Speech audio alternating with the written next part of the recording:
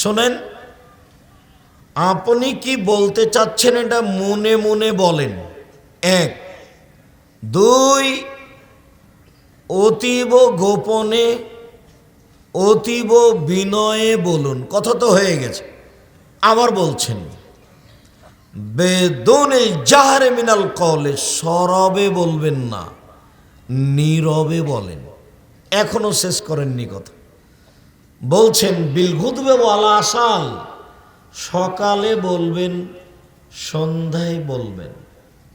কাবলা তলুই শামসে ও কাবলাল গরুব, সূর্য ডুবার পূর্বে বলবেন, সূর্য ওঠার পূর্বে বলবেন। সূর্য ডুবার পূর্বে বলবেন, সূর্য ওঠার পূর্বে বলবেন। অলাম তাকুন মিনাল গাফিলিন ওয়ালা তাকুম মিনাল গাফিলিন, আর অলসদের মধ্যে হবেন না, অলসদের অন্তর্ভুক্ত হবেন না। একদিন বলার পরে আর 7 দিন নেই, এরকম হবেন না। 3 মাস 2 মাস খুব বলেছে, তারপর আর নেই, এরকম হবেন না। একসাথে কত কথা। এক, অযকুর রব্বাকা ফি নাফসিক, আপনি আপনার প্রতিপালককে মনে মনে বলুন। 2, তাজাররু খিফা, অতীব গোপনে বলুন, অতীব বিনয়ের সাথে বলুন। খুব বিনয়ের সাথে বলবেন, কান্নাকাটি করে। 3, বেদুনিল জাহরে মিনাল কওলে, সরবে বলবেন না, নীরবে বলেন। 4, সকালে সন্ধ্যায় বলেন। এই কথাটা আবার বলছেন, সূর্য ডুবার পূর্বে বলেন, সূর্য ওঠার পূর্বে বলেন। আবার বলছেন অলস হবেন না। উনি নিজে বলতে বলছেন, তার মানে আল্লাহ আপনাকে এইভাবে বলতে বলছেন। আপনার বলা কথাটা আপনি কিভাবে বলবেন, আপনার প্রয়োজনটা আল্লাহকে আপনি কিভাবে বলবেন, সেইটা আল্লাহ বলে দিচ্ছেন যে এইভাবে এইভাবে বলেন। আল্লাহ তাআলা বলেন আমাদের নবীকে, ফাইদা ফারাগতা ফানসব ওয়া ইলা রাব্বিকা ফারগাব। মুহাম্মদ সাল্লাল্লাহু আলাইহি সাল্লাম, আপনি যখন দুনিয়াবি কাজ থেকে অবসর হবেন, তখন আপনি কঠোর শ্রমে ইবাদতে আত্মনিয়োগ করুন। আর আপনি আমাকে যা বলবেন তা বিনয়ের সাথে কান্নাকাটি করে বলুন। খুব বিনয়ী হয়ে কান্নাকাটি করে বলুন। বগুড়া, রংপুর, দিনাজপুর, লালমনিরহাট, নীলফামারী, কুড়িগ্রাম, পঞ্চগড়, ঠাকুরগাঁ, জয়পুরহাট, এইসব ডিস্ট্রিক্টের ভাষায় কাউবাউ করে বলুন।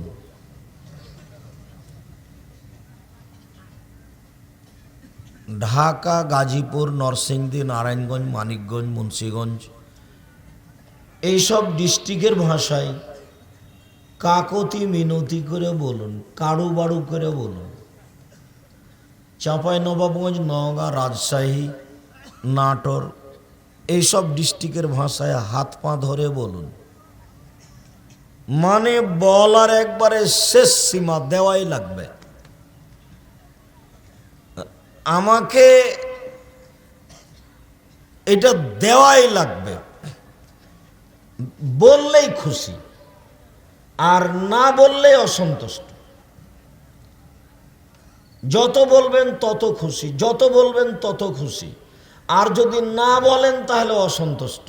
তবে একটা কথা বলেছেন, আবু হুরায়রা রাদিয়াল্লাহু তাআলা আনহু বলেন, রাসূল সাল্লাল্লাহু আলাইহি সাল্লাম বলেছেন, মান সাররাহু আইয়াস্তাজিবাল্লাহু লাহু ফিস সাদাইদ ফালইকসির ফিদ দুআয়ে ফির রাখায়ে। যে লোকটা চায় যে বিপদে পড়ে আল্লাহ তার দোয়া কবুল করুক, এটা যে চায়। আমি যখন খুব বিপদে, তখন আল্লাহ আমার কথা কবুল করুক, এইটা যদি কেউ চায়, তাহলে যখন বিপদে পড়েনি তখন যেন খুব বেশি বেশি বলে। এটা কি বললাম বলেন তো দেখি?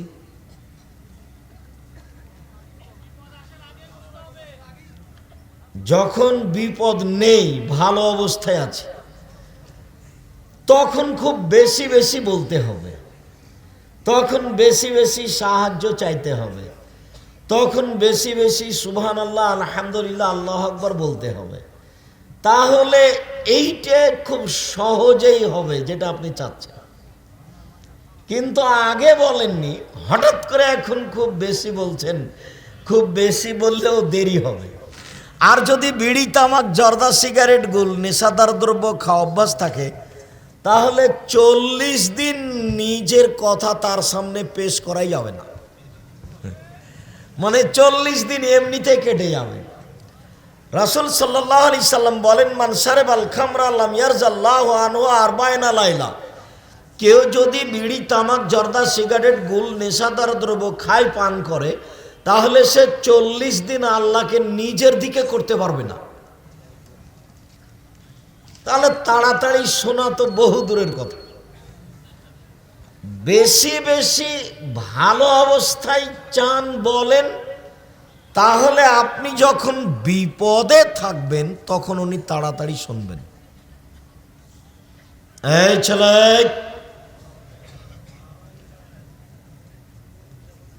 একটু ধৈর্য ধারণ করো, ধৈর্যের পরিচয় দিও।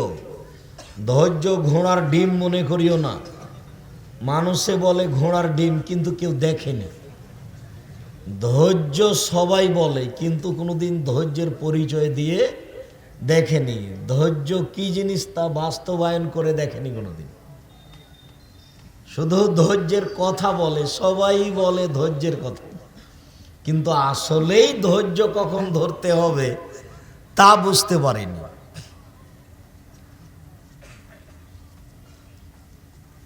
ধৈর্যের পরিচয় দিয়ে একটু অপেক্ষা করুন, দেখি আপনাকে আজকে অতীব গুরুত্বপূর্ণ কিছু কথা আপনার জীবনে কাজে লাগতে পারে, কিছু শোনাতে পারি কিনা, চেষ্টা চালিয়ে যাচ্ছি। সম্মানিত দিনী ভাই বোন, আনাস রাদিয়াল্লাহু তাআলা আনহু বলেন, রাসূল সাল্লাল্লাহু আলাইহি ওয়াসাল্লাম বলেছেন, লা ইয়াসালু আহাদুকুম রব্বাহু হাজাতাহু কুল্লাহা। তোমাদের কোনো ব্যক্তি, তোমরা সবাই তোমাদের সব কিছু আল্লাহর কাছে চাইবা, যা প্রয়োজন তাই চাইবা। এই কথা বলার পরে আল্লাহর নবী নিচের দিকে নামতে লাগলেন, মানে কথার বাক্যের দিকে নিচের দিকে নাম লাগলেন, কথা বাক্যের নিচের দিকে নামতে লাগলেন। নামতে নামতে নামতে বলছেন, হাত্তা ইয়াসআলাহু সিসআন আলিহি। যদি কারো জুতার ফিতে ছিঁড়ে যায়, সেটাও যেন আল্লাহর কাছে চাই। আসলে জুতার ফিতে কথা নয়, স্যান্ডেলের ফিতে কথা নয়, মানে কম থেকে কম, একেবারেই কম, দা হোক, কুড়াল হোক, সুই সুচ সুতা হোক, যেটাই হোক না কেন, একেবারেই কম, কম থেকে কম, সেটাও যেন মানুষ আল্লাহকে বলে, আল্লাহ তুমি আমার এটা ব্যবস্থা করে দাও। এই কথা মুহাম্মদ সাল্লাল্লাহু আলাইহি সাল্লাম বলেন, যে আপনি আপনার প্রয়োজনটা আল্লাহর কাছে পেশ করেন, বেশি বেশি করে বলেন। বেশি বেশি করে বললে খুব খুশি, কম বললেই কম খুশি, বেশি বললেই বেশি খুশি। এই লোকটা খুব দান করে মানুষকে, তো একদিনে যদি 20 জন লোক আসে তাহলে বিরক্ত হয়ে যাবে। কিন্তু আপনি আল্লাহকে যত বলবেন তত বেশি খুশি। কি চান সেইটা সেখানে বলেন, দেওয়ার জন্য প্রস্তুত রয়েছেন।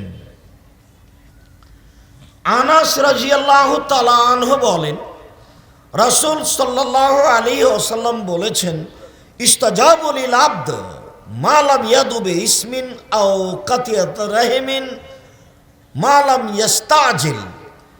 মানুষের দোয়া কবুল হয়, সব দোয়া কবুল হবে, তবে 3টি কারণে দোয়া কবুল হয় না, বা 3 ধরনের দোয়া কবুল হয় না। এক, বেইসমিন, মানুষ যদি পাপের দোয়া করে তাহলে সে দোয়া কবুল হবে না। মানুষ যদি বলে যে আমি চুরি করছি, আল্লাহ কেউ যেন না দেখে, এরকম দোয়া যদি কেউ করে তাহলে সে দোয়া কবুল হবে না।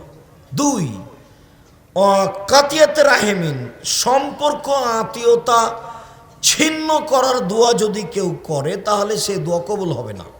2 ভাইয়ে খুব ঝগড়া লেগেছে, দিয়ে এক ভাই বলছে যে আমি এখান থেকে চলে যাব যেন তোর কোনোদিন মুখ দেখতে না হয়। আর এক ভাইয়ের মুখ দেখবে না। চাঁপাইনবাবগঞ্জে 2 ভাইয়ে গন্ডগোল লেগে ঢেঁকিটা কেটে ভাগ করে নিয়েছে। তো ওটা থেকে এখন আর কিছু হবে? আল্লাহ যেখানে বলেছেন যে ওয়াবুদুল্লাহ ওয়ালা তুশরিকু বিহি শাইআ, পৃথিবীর মানুষ এক আল্লাহর ইবাদত করো, তার সাথে বিন্দু মাত্র শরীক করো না। অবিল ওয়ালিদাইনি ইহসানা, আর বাপ মায়ের সাথে ভালো আচরণ করো। 2, অবিজিল কুরবান, নিকট আত্মীয়র সাথে ভালো আচরণ করো। নিকট আত্মীয় হলো নিজ ভাই। নিজ ভাইয়ের সাথে টিকে থাকা খুব কঠিন। ভাই ভাই, ঠাঁই ঠাঁই। ভাই কিন্তু আপনার পরিবার নয়, আপনার ছেলে মেয়ে আর আপনার বাপ মা, এরা আপনার পরিবার। ভাই কিন্তু পৃথক সদস্য, পড়াশোনা করে বিবাহ করে ও বউ নিয়ে সংসার করবে। মাঝে মধ্যে মোবাইল করে কথা চালু থাকলে জিজ্ঞাসা করবে, আর যদি কথা চালু না থাকে তো 10 বছর একদিন কথা হবে না। আর জমি ভাগের সময় পিটিয়ে ভাগ করবে, প্রয়োজনে মামলা করে। যদিও বগুড়ার মানুষ অনেকেই নয়, প্রায় শতকরা 90 জন, 95 জন বা 98 জন বোনকে জমি দেয় না। বোন যদি জমি চাই তাহলে বলে যে তুই চলে যা, আর কোনোদিন আসবি না, জমির ভাগ নিয়ে চলে যা। জমির ভাগ দেয় না যে সে কার চেয়ে খারাপ বলো তো? ছেলে কার চেয়ে? কুকুর শ্রীগালের চেয়ে খারাপ। আর তোমাকে আমি বলেছি, তুমি তোমার আব্বাকে বলে দিবা যে আব্বা, ভাগ্য নিয়ে দুনিয়াতে এসেছি, ভাগ্য ছেড়ে আসিনি।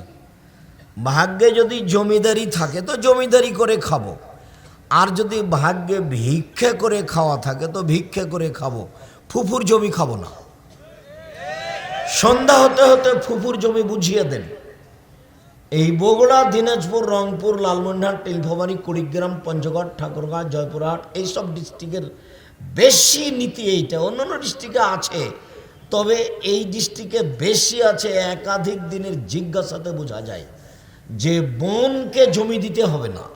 আমার বাপ যেদিন মারা গেছেন, মাটি দিয়ে এসে সন্ধ্যার সময়তে আমরা আগে জমি ভাগ করেছি, তারপরে খাওয়া দাওয়া। জমি ভাগ করেছি বটে, আমি একটু চিনি, আমার ছোট ভাই জমিই চিনে না, ও যায়নি কোনোদিন।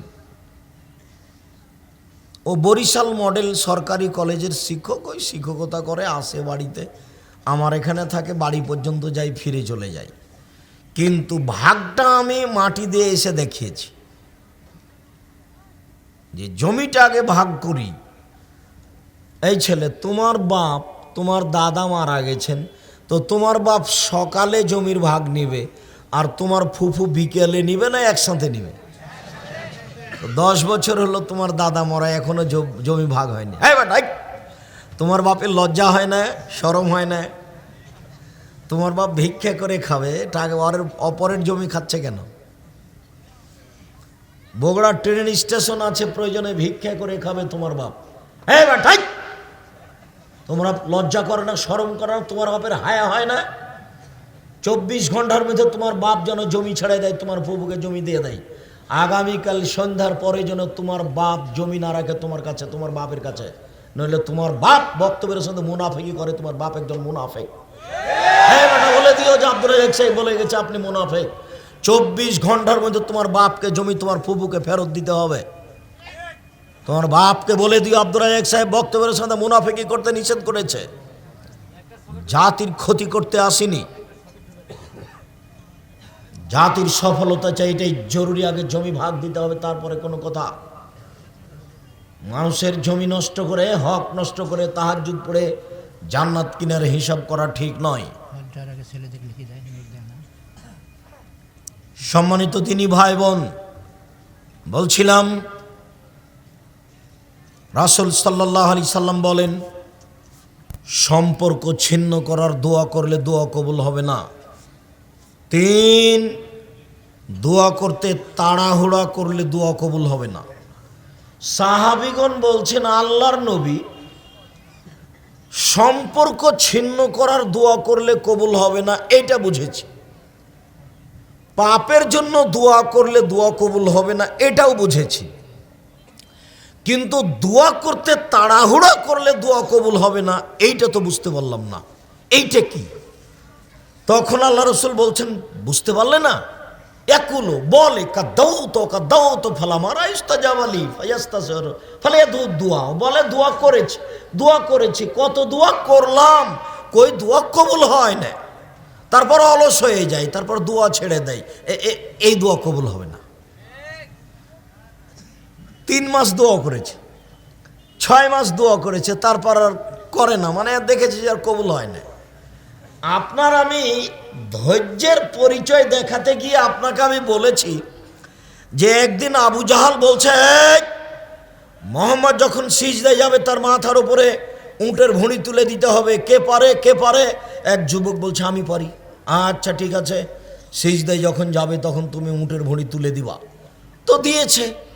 তখন কেউ গিয়ে ফাতেমাকে বলছে, দেখো ফাতেমা, দেখো ফাতেমা, তোমার আব্বার মাথার উপরে ওরা ভুঁড়ি চাপিয়ে দিয়েছে, ওরা হাসিতে অট্ট হাসি দিয়েছে, একজন আর একজনের গায়ে লুটে পড়ছে, তোমার আব্বা সিজদা থেকে মাথা উঠাতে পারে না। তো ফাতেমা দৌড়িয়ে এসে ভুঁড়িটা সরিয়ে দিয়ে এদের গালি দেওয়ার ইচ্ছা করলেন। আল্লাহ রাসূল সালাত শেষ করে তাদের জন্য বদদোয়া করলেন।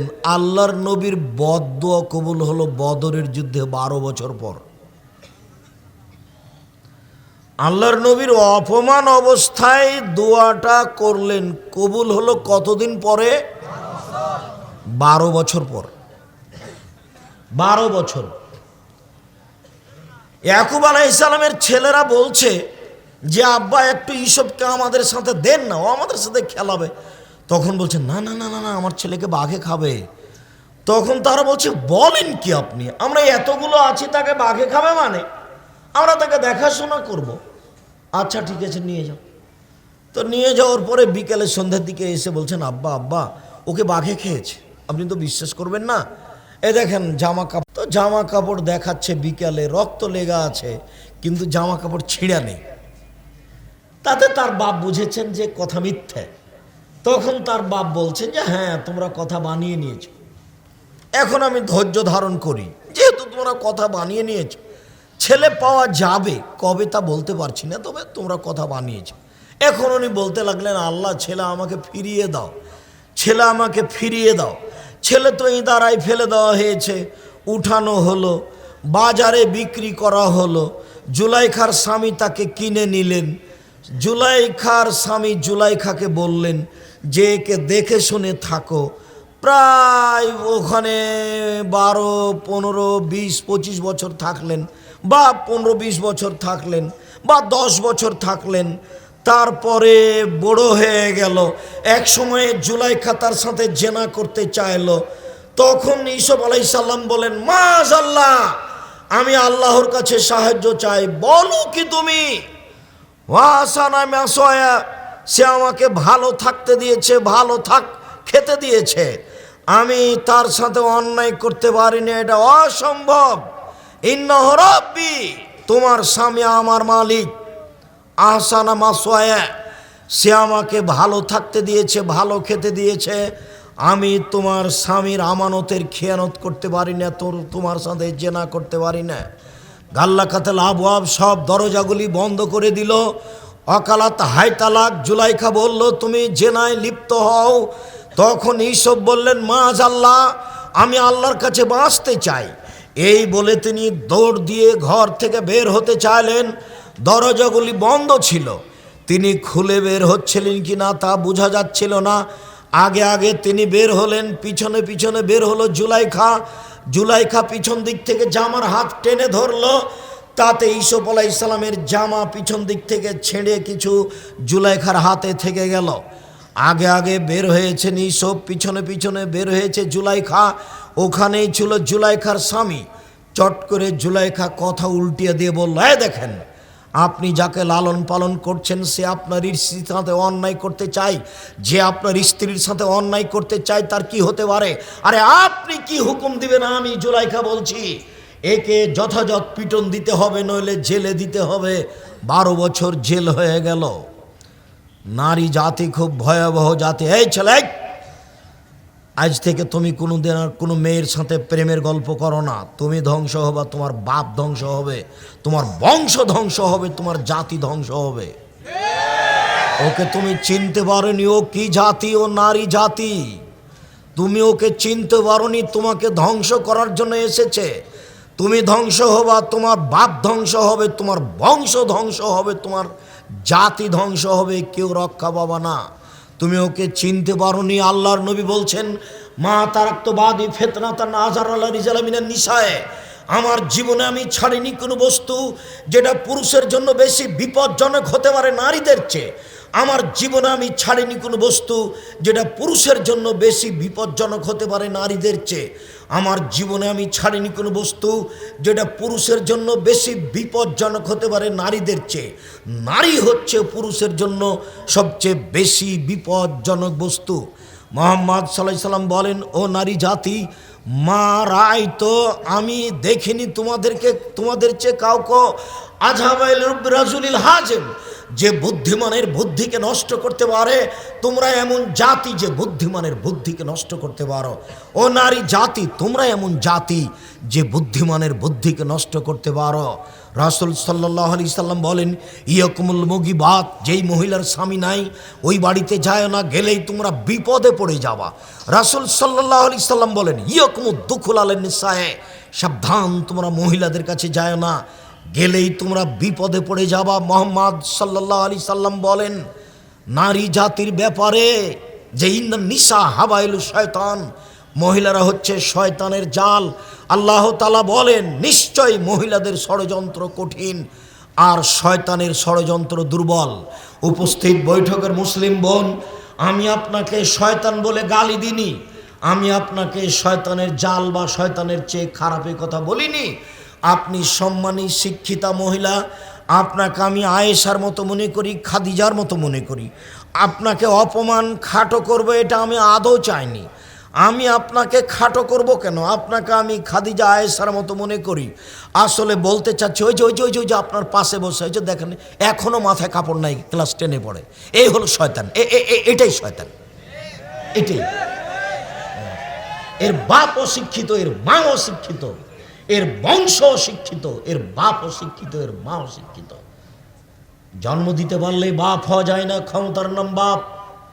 প্রসব করাতে পারলেই মা হওয়া যায় না, ক্ষমতার নাম মা। জন্ম দিতে পারলে বাপ হওয়া যায় না, ক্ষমতার নাম বাপ। প্রসব করাতে পারলে মা হওয়া যায় না, নীতির নাম মা। এই মেয়ে, তোমার বাপ নেই, তোমার মাথায় কাপড় নেই কেন? তোমার মাথায় কাপড় নেই কেন? কি দেখাতে চেয়েছো তুমি আমাকে? কি বলতে চাও তুমি আমাকে? কি বলতে চাও? তোমার বাপ তো একজন কাপুরুষ মানুষ, কিছু বলতে পারে না। তুমি কি মনে করো আমি তোমাকে ছাড় দিয়ে কথা বলবো? তুমি এটা হিসাব কি পেয়েছো? তুমি একজন মুসলমানের মেয়ে, তোমার বাপ মুসলমান, তোমার মা মুসলমান, তোমার বংশ মুসলমান। তুমি মাথায় কাপড় না দিয়ে চলো কি করে? তোমার যেদিন ক্লাস 8-এ উঠেছিলে তুমি, সেদিন তোমার হাইজ হয়েছিল, তোমার বিবাহ হলে আজকে তোমার 2টা বাচ্চা হতো, তুমি এখন ক্লাস 10-এ পড়ো, তোমার মাথায় কাপড় নেই কেন? তুমি আমাকে কি দেখাতে চেয়েছো? কি দেখাতে চেয়েছ? মা হলে 4টে জিনিস লাগে, মার জন্য 4টে জিনিস লাগে। জাবেরের ভাষাতে বোঝা যাচ্ছে।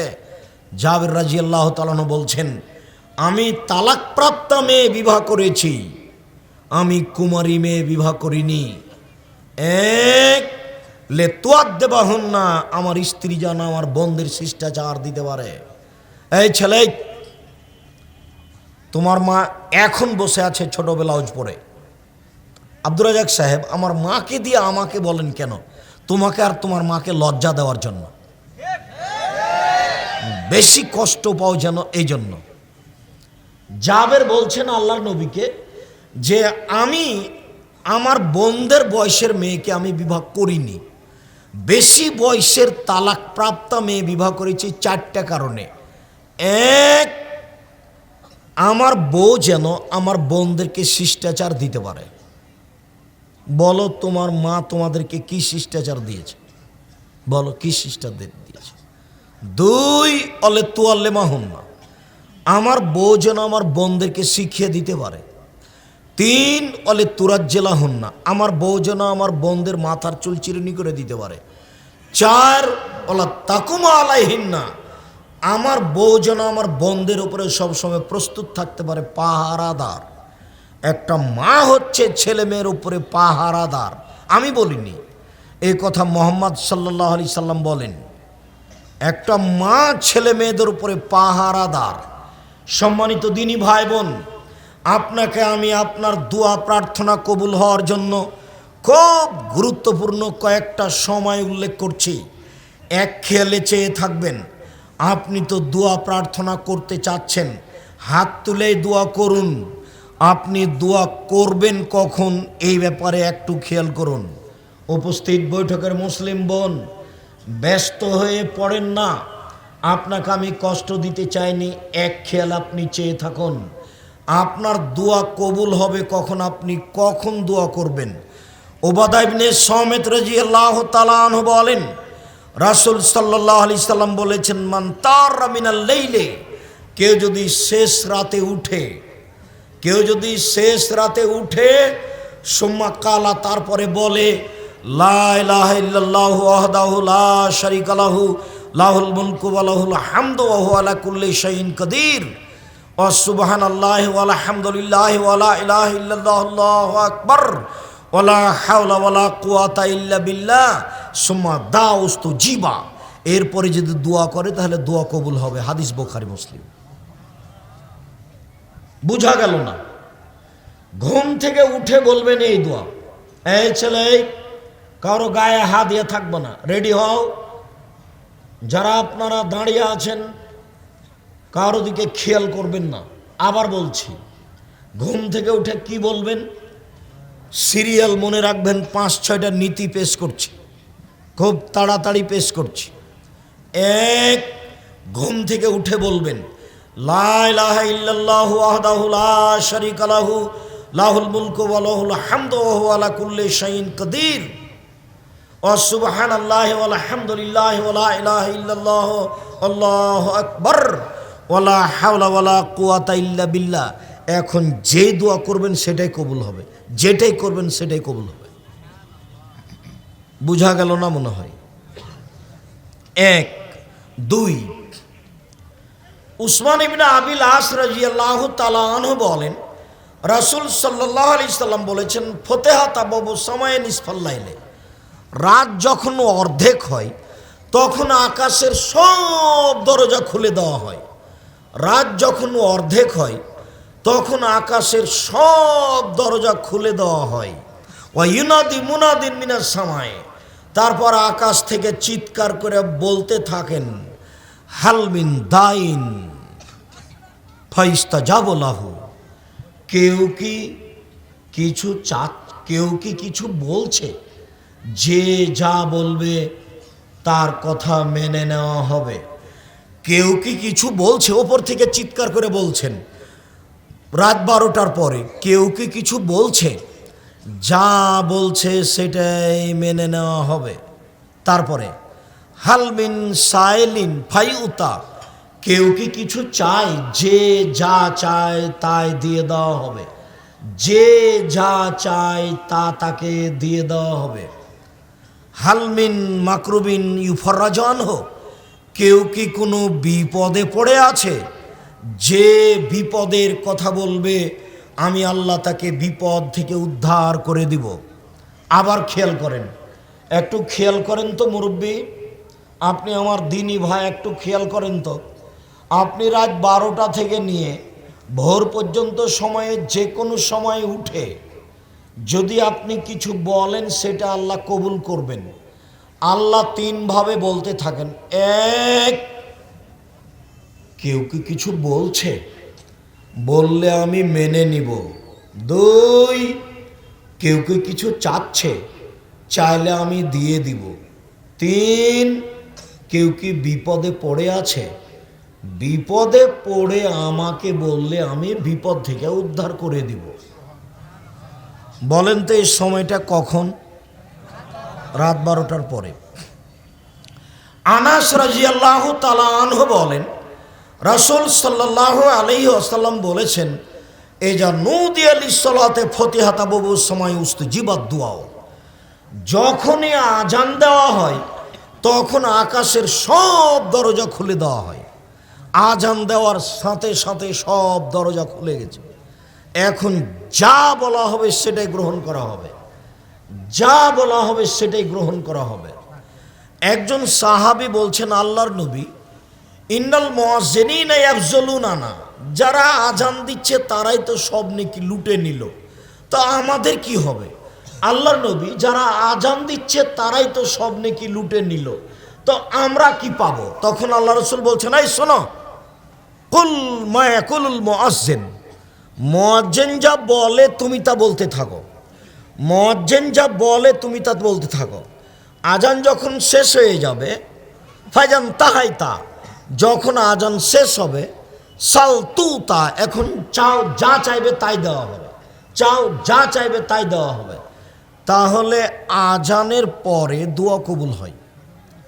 রাসূল সাল্লাল্লাহু আলাইহি সাল্লাম বলেন, লা ইউরাদ্দু দুআ বাইনাল আযান ওয়াল ইকামা, আজান একামাতের মাঝে দোয়া ফেরত দেওয়া হয় না, আজান একামাতের মাঝে দোয়া ফেরত দেওয়া হয় না, আজান একামাতের মাঝে দোয়া ফেরত দেওয়া হয় না।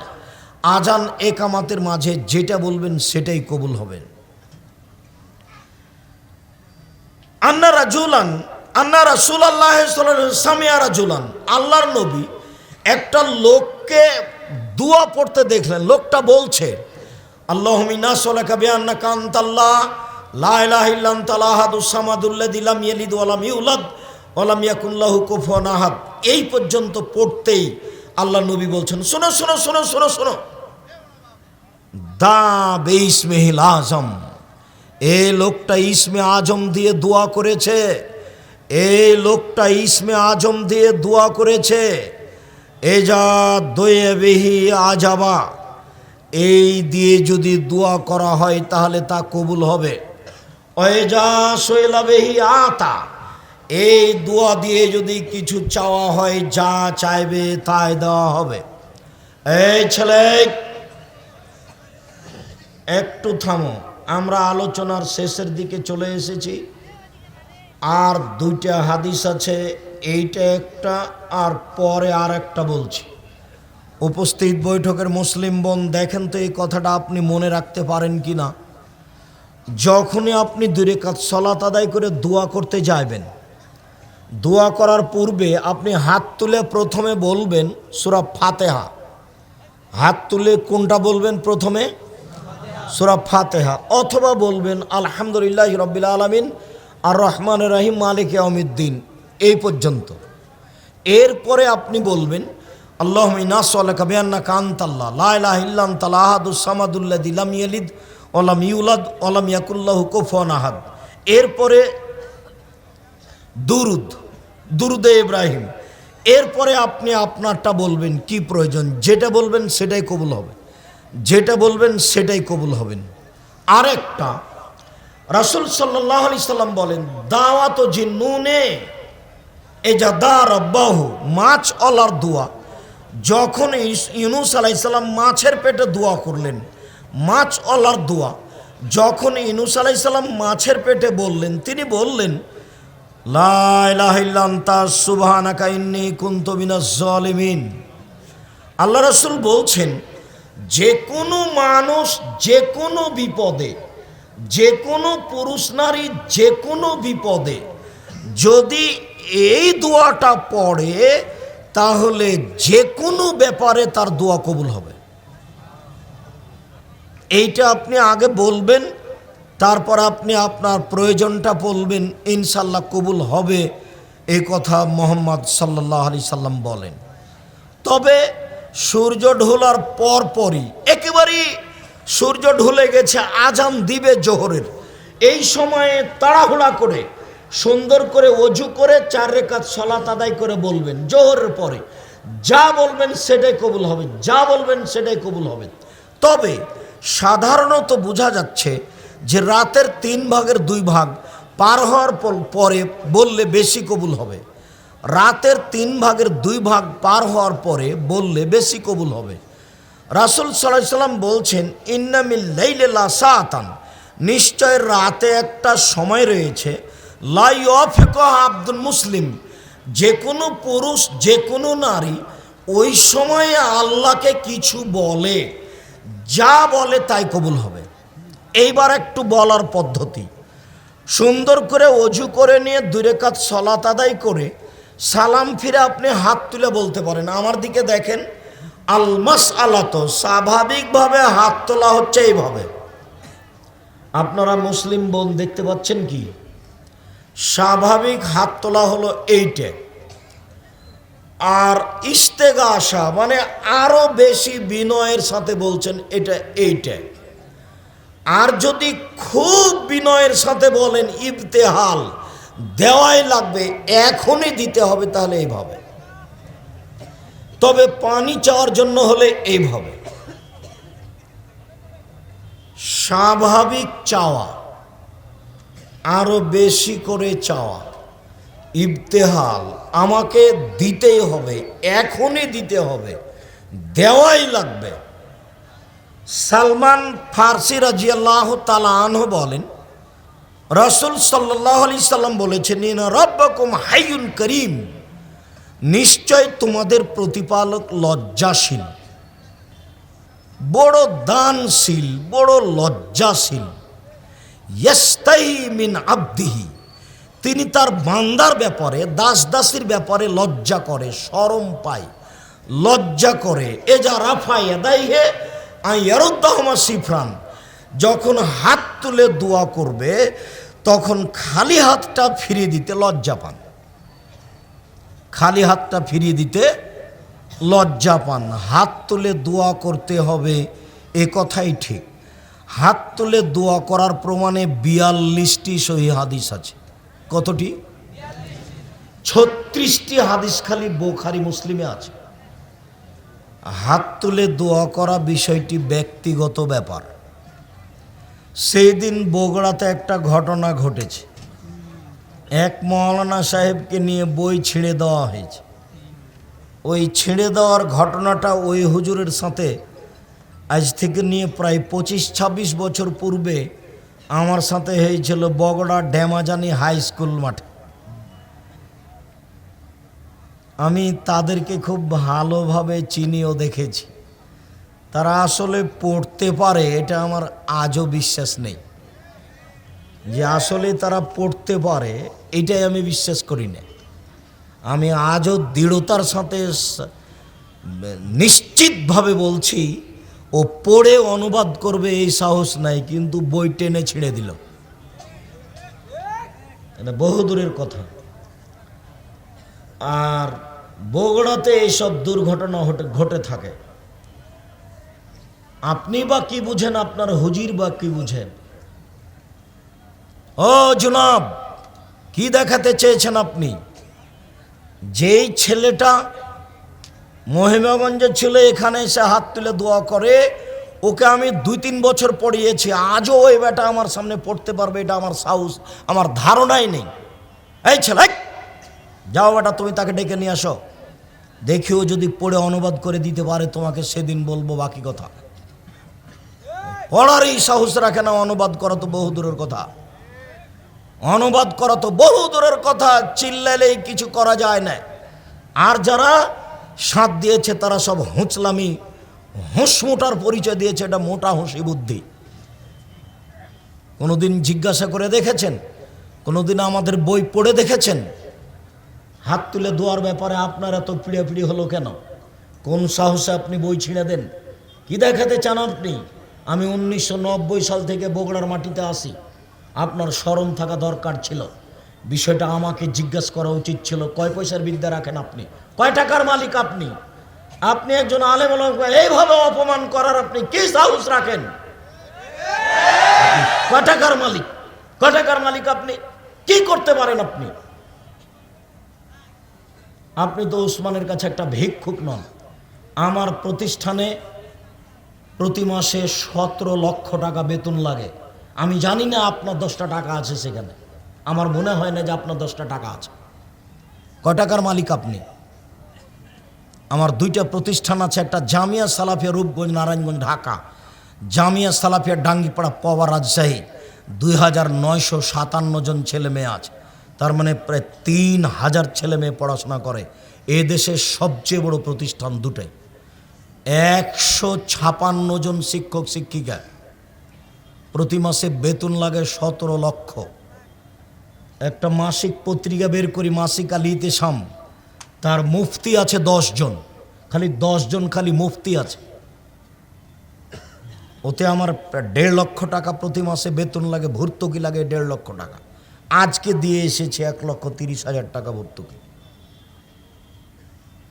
আপনি পত্রিকা পড়েন, আপনি ওটা কি দেখাতে চাইলেন, এরকম কেন? সে কে সেটা আমি বলতে চাইনি, আমি বলতে চাচ্ছি না আপনি কিছু বুঝেন, জান যে ঘটিয়েছে সে কিছু বুঝে। হাত তুলে দোয়া করার 42টা সহিহ হাদিস আছে। কতটি? 42টা। 36টা খালি বুখারী মুসলিমে আছে। এই যে এখানে দোয়ার বইটা আছে, তাতে 16টা স্থান উল্লেখ করা আছে হাত তুলে দোয়া করার। সিরিয়ালেতে 36টা দেওয়া আছে হাদিস সিরিয়াল, এই বইয়ে দেখেন আপনি। এই আচরণ ঠিক নয়। হাত তুলে দোয়া করেন, হাত তুলে দোয়া করা উচিত। মানুষের জীবনে একটি গুরুত্বপূর্ণ কাজ হলো হাত তুলে দোয়া করা। মানুষের জীবনে একটা গুরুত্বপূর্ণ ইবাদত হলো হাত তুলে দোয়া করা। 1 মিনিট, এই ছেলে,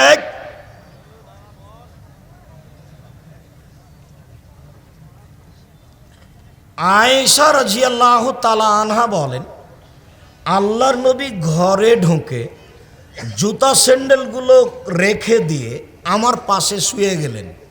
তিনি মনে করলেন যে আমি ঘুমিয়ে গেছি। আসলে আমি ঘুমাইনি, আমি ভান করে ঘুমিয়ে আছি। কিছুক্ষণ পরে তিনি উঠলেন, তিনি মনে করলেন যে আমি ঘুমিয়ে গেছি। আসলে আমি ঘুমাইনি, আমি ভান করে ঘুমিয়ে আছি। তিনি উঠে দেখলাম যে ধীরে ধীরে জুতা স্যান্ডেল কাপড় চোপড় নিলেন, দরজা খুললেন, বাইরে চলে গেলেন, দরজা বন্ধ করে চলে গেলেন। আমিও উঠলাম, আমিও কাপড় চোপড় নিয়ে মাথা ঢেকে নিলাম, নিয়ে বের হয়ে দেখলাম, দেখি কোথায় যাই, ওই যে ওই যে ওই যে ওই যে ওই যে বাকিউল গারকাতে গিয়ে হাত তুলে দোয়া করছেন। 1 বার 2 বার 3 বার হাত তুলে দোয়া করলেন। ফিরে হাঁটলেন, আমিও ঘুরে হাঁটলাম। তিনি জোরে হাঁটলেন, আমিও জোরে হাঁটলাম। তিনি দৌড়ালেন, আমিও দৌড়ালাম। আমি আগেই বিছানে চলে এসেছি। তিনি এখন আমার পাশে এসে বলছেন, কি খবর আয়েশা, মোটা শ্বাস কেন?